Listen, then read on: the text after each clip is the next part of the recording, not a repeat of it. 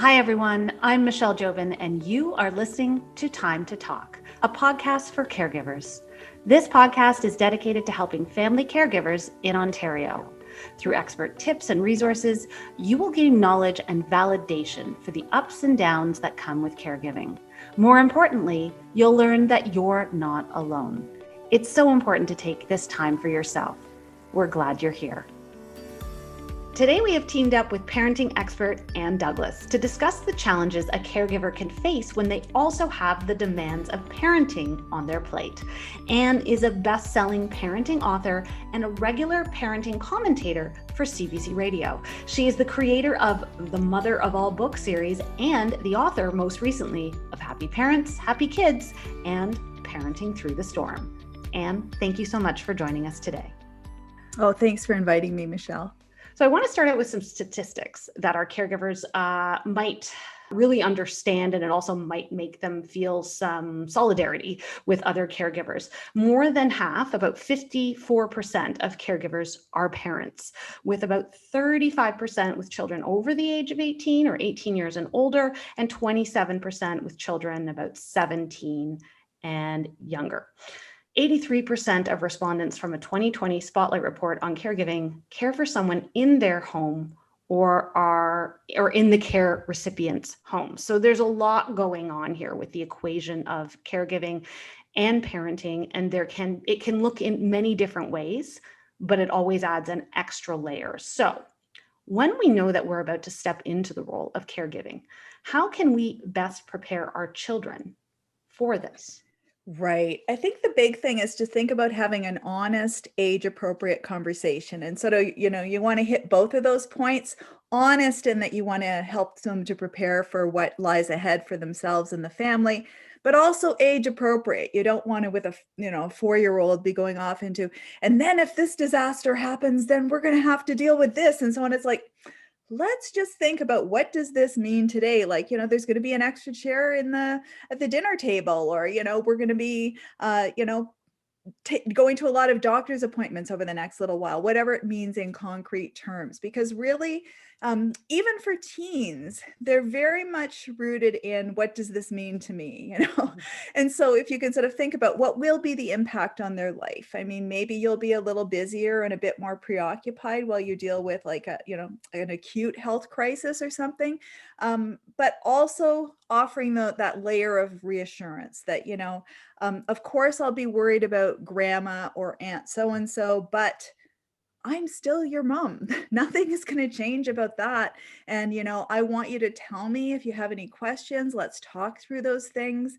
And, if you are worried about anything, no question is off the table, and every emotion makes perfect sense. And I'm strong enough as your parent to shoulder some of those emotions. Because I mean, even just thinking back to when I was a kid, when my grandpa had a health crisis, I was so worried about that. I don't even know if I ever told anybody how worried I was, because I was worried about, like, well, if it's my mom's dad, she's already freaked out. Like, maybe I don't want to add to that burden by saying how much I love grandpa and how worried I am about him. So I think we want to just, be strong enough to carry those emotions, knowing that as the parent, it is hard. It is hard to hear your child worried about somebody else you love. Absolutely. And I think it's a really fine line of staying age appropriate, but also being open and making sure your child knows that you are open to all the questions that they might have. So I'm assuming sometimes they might have really big questions. Yeah. What do you suggest that a parent does in that situation, especially if we're talking about little ones? Yeah, I think sometimes you have to take a deep breath, because sometimes the questions of a young child can be really shocking. Like, they want to know what happens to bodies when people die. Like, they ask really graphic things that can almost knock the wind out of you. So I think, it's okay to take a breath and say to yourself, I need a moment to think about that. Even say that to your child. And, well, what do you really want to know? Maybe probe what the underlying issue or worry is, as opposed to sometimes we go into information mode. It's like, let me pull out a PowerPoint presentation and go through 800 points on this 4-year-old. And they're like, that's not what I wanted to know at all. I just wanted to know this one very concrete thing. And to realize that their questions typically come from a place of curiosity or concern. So even if the question catches you off guard or is like what you were saying, one of those really big issues, like what is the meaning of life as we face this existential crisis as a family, they really just want to know that everything is going to be, predictable in their life, and that you're looking out for them as well as this other person. If you're not 100% prepared to answer that question at that time, is it okay to take a breath and say, you know what, mommy or daddy will answer that for you as soon as I can, or something like that? Yeah, that's such a great question. I'm so happy you asked it. And you know what?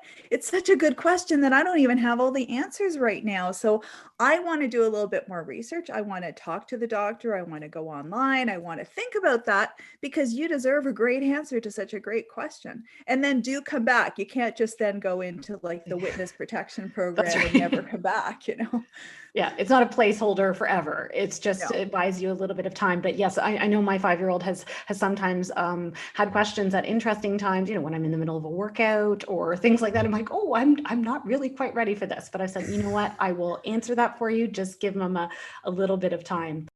In many cases, because caregiving can be something that it adds to our schedule in a way that makes us much busier. What do we talk about with a child?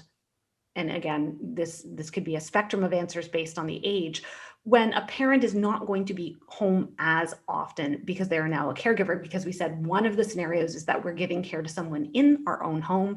And then the other situation is that we're giving care to someone outside of your own household. Right. Well, we had to have these conversations as a family when our kids were younger, because at one point when I think it was just mainly our youngest who was still at home, but my husband's parents had a lot of acute health crises in rapid succession, and they lived 2.5 hours away.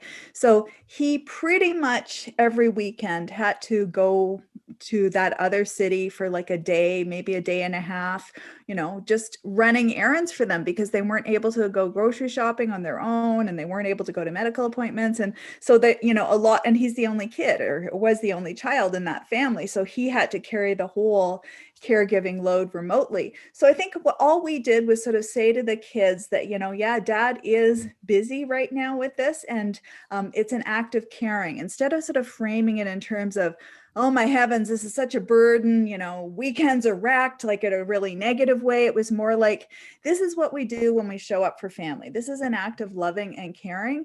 And at the same time, we don't have to be like totally virtuous saints about it. We can say some days when we're feeling frazzled, or, there's a family conflict where maybe there's a kid event on a Saturday and the one parent has to be out of town or whatever. Like, role conflict is a thing. People feel frustrated and stretched thin and exhausted, and even just the emotional spill out. When you're caregiving at a distance, you're shouldering a lot of worry, because you can't sort of check in moment to moment to see how things are going.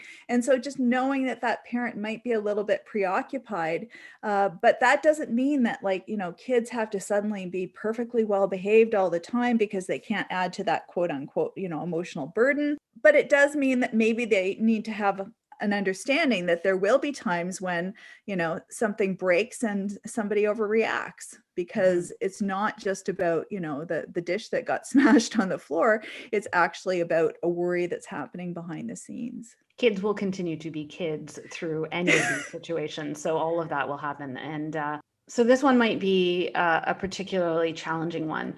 When we're talking about a situation where the person that we as a parent are caring for is the child's other parent. That's a big one. So what would you say as advice in terms of explaining that situation to a child? Yes. In our family, when our kids were young and, we found ourselves in that situation, and I was the person who needed the extra care. I went through a 3-year-long, really deep clinical depression where basically I was treading water. I was, just doing so little. I just, I didn't have the cognitive capacity to do anything more challenging than make a grocery list. And I sort of felt flattened emotionally as well. I remember it as a time of being really exhausted and basically just sitting on the couch. And I almost felt like I was a spectator looking on to the family situation. And so I know my husband, like, he picked up the slack in so many ways. And, there were times when his nerves got a little frayed because he was way overstretched. I mean, if you can imagine working shift work and then coming home and having 4 kids to care for, and, all the laundry and groceries and just miscellaneous stuff that happens in a family with young children. So I think that the big message that we emphasized as parents was that, there are times in our lives when all of us are going to need more care than at other times. And it's not necessarily forever, but it's looking out for this person when they're in that time of need. And using stories, drawing back upon times when, when that particular child was younger, like when you were a baby, we didn't say, well, you've had your 45 minutes of hands-on care for the day. So, we're just going to park you on the shelf for now. It's like, no, whatever that family member needs in that moment, that's what you try to give. And so I think just that idea of the ebb and flow of care that happens over a lifetime, it's not always predictable. And sometimes, the sandwich metaphor comes out so often because of this. Like, so often it can happen where those layers and layers of care are getting, stacked on top of one another. And I think even just with the sibling thing, I mean, we had siblings who at various times needed extra care because of a mental health or neurodevelopmental or behavioral challenge. And so saying to the other kids, like, we're really looking out for your brother right now because this is a really tough time for him. But it won't always be this hard. We just need to get over this next road bump as a family, and then hopefully it'll be smooth sailing for the next little while, fingers crossed. You spoke a little bit just a few moments ago about saying, look, it's okay to acknowledge that this is a challenging thing, but to try to frame it positively. And I think that's a great approach. And saying, look, this can be challenging, caregiving, but it's worth it. It's worth it because this is what we do. We show up for our family or the people that we love. So we know that many caregivers do find their role very fulfilling, their role as caregivers. How can we help our children find the fulfillment in caregiving as well? So let's say, for example, children who may need actually to step in and help mom and dad be a caregiver for an elderly parent. Yeah, I think a couple of things come to mind for me. One is to really recognize that every caregiving relationship is going to be unique, right? So if there's like a couple of grandchildren having a relationship with that aging grandparent, each one of those relationships will be unique. And likewise, like, within the family. So I think about what it is about that particular relationship that is really unique and special. Like when I think back to one of my grandmothers who's no longer living, she saw me as a writer before anybody else in the family did. So much of our relationship was rooted in a shared love of books and reading and storytelling and, strong belief in the importance and power of family. So the things we shared over the years were very much rooted in that. Like I can think of a time when I was a child and I had eye surgery one summer and I couldn't read books by myself because I had, I wasn't able to see. And she would come to my house and read me stories outside on the lawn in summertime. So that was her being the caregiver to me. But it was like a reciprocal thing. It's like a passing of the torch back and forth, or the baton, as you extend that care. So I think look at what's unique about that parent-child relationship. And again, think about age-appropriate opportunities and expectations. I recently interviewed a woman for a book I'm working on, and she talked about how in her family, there was this expectation that girls in particular in the family were expected to be sort of like live-in caregivers to extended family, and that she was sent for an entire summer to provide care for an aging relative. And she was only about 13 or 14 at the time. And it struck me that like that felt to her more like an obligation than an opportunity or a chance for like, genuine giving. So I think, that is a big expectation to put on the shoulders of a 13 or 14-year-old. So maybe just to sort of think, what is appropriate for this 5-year-old or 12-year-old, and their personality as well. Like, if it's something that requires a lot of reliability and predictability, maybe don't give it to that kid in your family who's very much in the moment and maybe a little absent-minded. Like, what if they're supposed to help, get a meal ready for a family member and they might forget it's lunchtime, So yeah, it could be also that their contribution to the caregiving is simply spending time with the person yes. that is receiving care, Yeah, while the adults do the things like getting medication or preparing meals or transportation or things like that. Yeah, we forget that emotional support thing is the thing that is probably the most valuable, because a lot of other types of tasks could even be, sort of like contracted out to a third party that isn't even part of your family. But nobody wants to contract out love, That's So right. that's the unique contribution that a child at any age can make. And I mean, sometimes it's just like making a card or doing a craft or something. Those from the heart things are what I think would be of most value to that person. All family caregivers face challenges, which is why the Ontario Caregiver Organization created the Peer Support Program. This program is a free resource where you can share your experiences with other caregivers to help build your confidence and make you feel more supported by those who understand what you're going through. Go to ontariocaregiver.ca to be matched with a peer mentor today. Remember, you're not alone. Now, back to our episode. Yeah, we actually had my son make cards for all of his relatives that we can't really see right now, including my grandmother and his grandparents and things like that. And they just loved it so much because we haven't seen my grandmother in person for quite some time. And that brings me to my next question, because we're going to talk about the very, different and challenging and extraordinary situation that we are in right now, and that is the COVID-19 pandemic. 54% of caregivers say that it has become more difficult. I find this actually even a lower statistic than I would think, but they say it has become more difficult to manage their caregiving responsibilities since the COVID-19 outbreak. So, and taking that into consideration, how does a parent with young children even begin to tackle their caregiving and parenting roles with the added stress of COVID-19, starting out with what, at least at the time we're recording right now here in the province of Ontario, all learning is happening at home. It's all virtual at home school. So let's tackle this right now. Yes.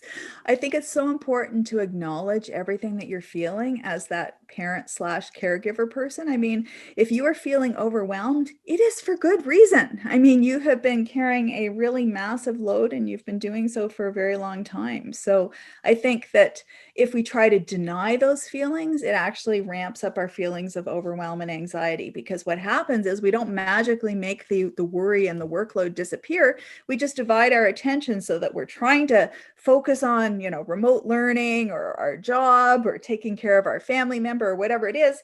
And then we're trying to suppress the worry in the background. And that's actually really cognitively and emotionally draining. So the better, healthier way to do it is just to say, yes, I'm feeling like really weighed down right now. This is a lot. And it makes sense that I'm feeling that way, to validate those emotions for yourself. And then really modify your expectations so that they're like realistic. Like, there are some things that have to happen no matter what, because they're health and safety issues or basic sort of like, life maintenance things. You can't not go grocery shopping because you're busy one week. You have to still do that. But there are a lot of other things we can put on the back burner, or we can do in a less ambitious way. Like, we just came through the holiday season. And so I decided I only was going to do two things over the holidays. I was going to buy holiday napkins and I was going to bake one kind of cookies. And that would be my holiday production. I actually vastly exceeded my expectations by putting out a row of decorations on a shelf. So, but if I had said to myself, well, we're going to pretend it's just a normal holiday and I'm going to do all these things and I'm going to mail parcels all over the place. And, I would have felt defeated and stressed, and it would have been all self-imposed. So I think just really saying normal expectations don't apply when you're living through a pandemic, and to cut yourself a lot of slack, and make friends with people on social media who have massive clutter in the background when you see photos of their home. Like, don't hang out with the neat people. This is not the time for that. No, and it's okay if the kids have their PJs on, and it's okay if the house isn't maybe as organized as possible.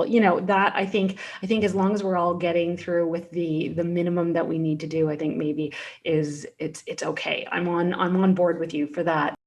How about another thing, which I have found to be a bit of a challenge right now, and that's less sports and recreation to occupy children. I find that my son needs that physical activity to really sort of be more centered. I find that he's just in a better frame of mind. And look, I'm going to admit there's been a lot more screen time in my house since especially mid-December, I would say. So how do we tackle this?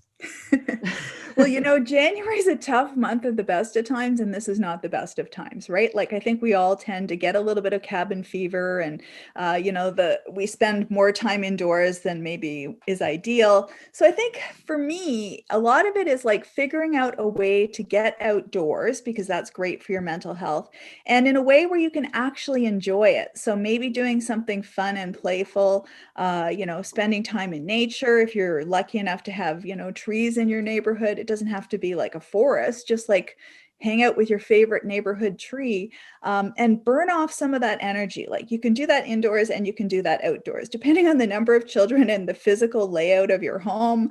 You may not necessarily want to turn it into like a gym where you're running sprints in your living room, but maybe there's some other way to let off some of that steam, because that is a big piece. I myself go for 2 walks a day, just because I can see the difference in terms of my functioning, my ability to focus on my work, and my ability to manage my emotions. If we have like one of those super icy days where you're just trying not to break anything by going outdoors, and I don't go as far, I can tell the difference in myself. And I think that's the case with kids. And I guess the big thing as a parent is you can't sort of like curl up on the couch with a blanket and a bowl of popcorn and say, kids, it's really important to go outdoors and get physical activity.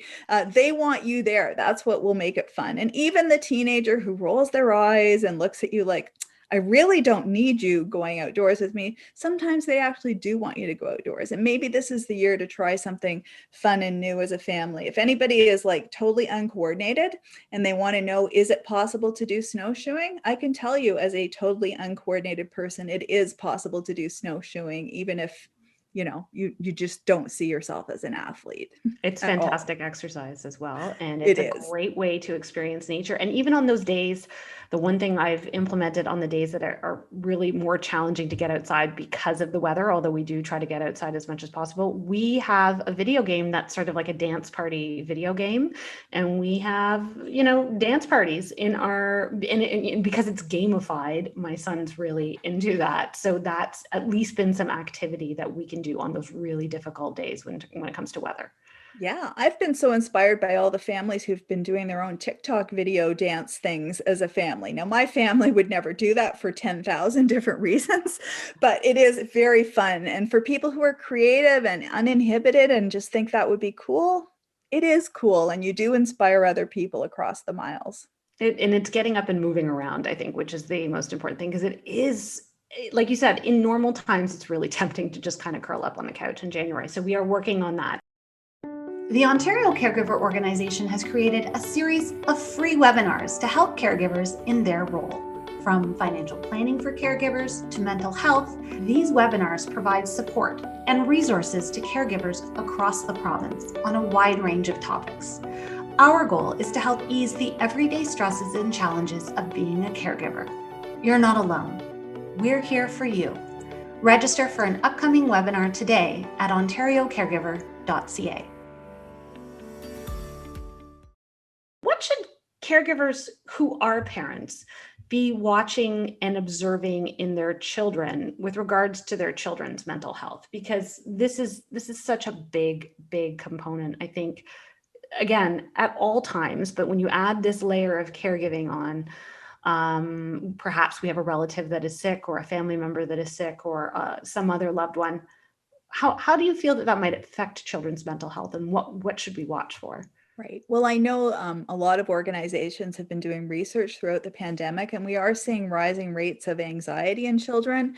And so I think that we don't all want to hit the panic button and conclude that every child in Canada or Ontario has like developed an anxiety disorder. But on the other hand, we don't want to just say, of course, everybody's anxious. It's a pandemic, and sort of shrug our shoulders and move on. So I think you just want to take advantage of your parent radar. You know your child so well because you've spent, months or years of your child's life getting to know them and their regular patterns. So if you see like a marked change in their mood or their energy level or their behavior, pay attention to that. And if you're concerned, there are all kinds of virtual supports still available to parents, even in the midst of a pandemic. So find out what's available. And sometimes all you need is a phone call with a clinician, somebody to give you a few strategies, or just to validate that you're doing all the right things to support your child. Because often it comes down to, over and over again, just validating the child's emotions, really being willing to hear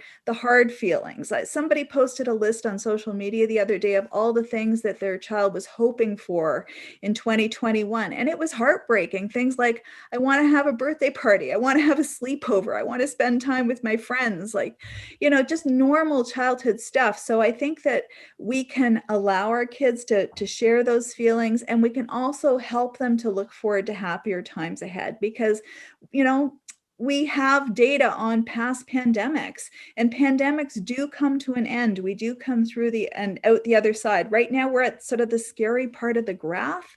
So I think just helping our kids to hold on to hope and optimism, but in a realistic way, not like, yay, we just turned the page on a calendar for a new year. Everything's magically perfect. It's not going to be magically perfect. And really, when was life ever magically perfect? It's challenges baked into the human experience. And I think sometimes, as somebody who's been through a number of challenges, it can actually be a gift to go through something challenging and come out the other side because you appreciate little things so much more. And, not to sound too sort of like Pollyanna-ish about it, but really we grow and learn a lot, and we develop coping strategies. A lot of the coping strategies I'm drawing upon now are strategies learned during really hard times earlier on in my life. And so when the pandemic hit, I knew that I would get through this one way or another because I've been through really hard stuff before. And all the people who are caregivers, you've been through hard times. So I'd say give yourself credit for all that earlier learning and all that hard-earned wisdom and strength, and tell yourself you're doing a great job in a really, really difficult situation. Validate and encourage yourself. Pandemic aside, would you apply the same sort of thinking and advice to, just looking at how a child's mental health might be affected by this new element of caregiving that's in the family?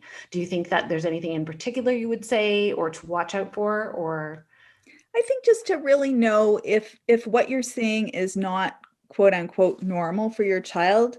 Like if a child who's normally really outgoing retreats and just wants to hang out in their bedroom and they seem sullen or angry, you want to, open the dialogue and find out what's going on with that child. And, just sort of I think just give them the message that no emotion or no feelings are off limits. That if you're feeling grumpy because something about your life has changed, we want to know that. And it doesn't mean we can magically troubleshoot everything, but you at least want to be able to say, it makes sense that you're feeling disappointed because now this thing that you were looking forward to has had to change in some way. And also, let's be creative. Let's, brainstorm the possibilities together. Like maybe we could do this thing, but on a different day that doesn't conflict with, your family member's medical appointment.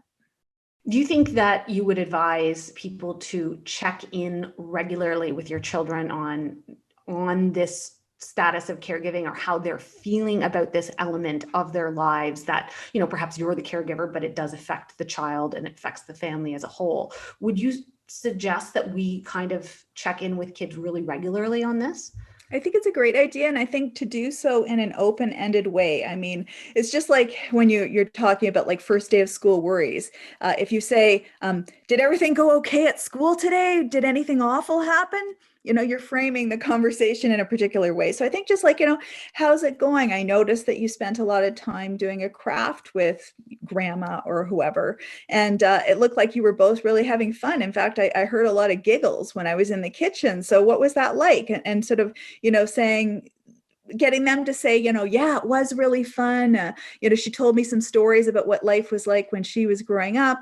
And then your child might tear up and you'll be saying, you could just sit there and pause and say, what? Well, I'm worried about grandma. And then you can talk through those feelings as well, because caregiving is like an emotional cocktail, isn't it? And no, it doesn't matter what age you are, like just worrying about that person and loving that person. It's like the flip side of that relationship where you care so deeply, and that makes you sometimes worry so much.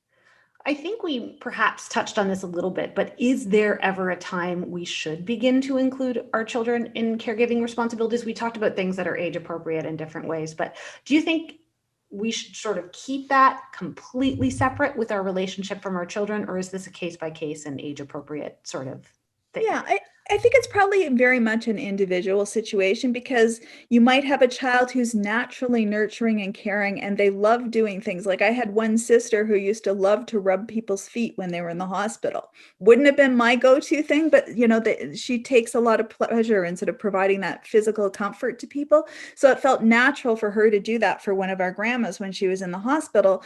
Whereas with me, I love to share things I'm learning. So I would be standing there saying, oh, I heard this really interesting story on the news, or I read this in the paper. And so, not everybody has to gravitate into the same groove. And we all have days when we're feeling, grumpy or exhausted. And so you don't have to be your best caregiving junior self all the time. You could just sort of like, dip into that role when it feels right. And I think the big thing, as we've talked about before, is just making sure that you're not asking a child to carry responsibilities that are beyond their ability or their interest, because childhood is a limited time offer, and it's something we want them to be able to take advantage of.